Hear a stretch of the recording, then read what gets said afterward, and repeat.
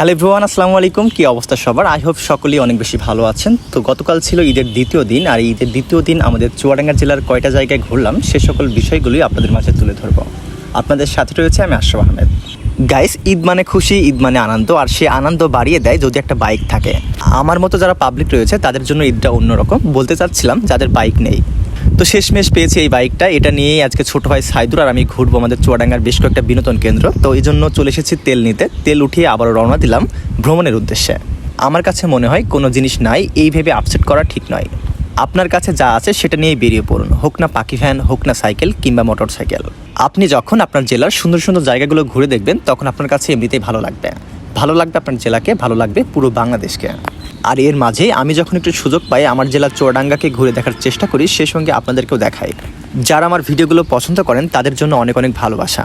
প্রাকৃতিক সৌন্দর্যে ঘেরা এই রাস্তা দিয়ে রাইড করতে করতে চলে আসলাম চুয়াডাঙ্গা জেলার একটা ভাইরাল সেতুতে, যার নাম গলাইদড়ি সেতু।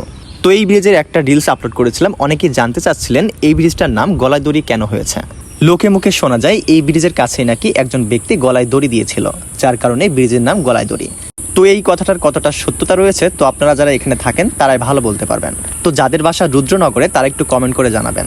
এরপর ঘুরতে ঘুরতে চলে আসি আমাদের চুয়াডাঙ্গা জেলার আরও একটা ফেমাস জায়গা, সেটা হচ্ছে কোরালগাছি রাসার বিল। 20 টাকা খরচ করে নৌকা ভ্রমণ সহ এখানে খাওয়া দাওয়া, বিভিন্ন খেলাধুলা হয়ে থাকে। আর এতেই বিল সহ আশেপাশের জায়গাগুলো মুখরিত হয়ে ওঠে মানুষের। চুয়াডাঙ্গার বিভিন্ন প্রান্ত থেকে মানুষ আসেন এই জায়গাটা ঘুরতে। আর এখানে এসে আমার বেশ কয়েকটা ফ্যান ফলোয়ারের সঙ্গে দেখা হয়ে যায়। তো আপনারা কারা কারা এবারের ঈদে এখানে ঘুরতে এসেছিলেন সেটিও জানাতে পারেন কমেন্ট সেকশনে। তো এখানে বেশ কিছু ফটোশ্যুট, ঘোরাঘুরি, দেন খেলাধুলা করার পর আমরা এখান থেকে চলে আসি আমাদের দামোহদাতে। এখানে রয়েছে fantastic Chuadanga food and fun park.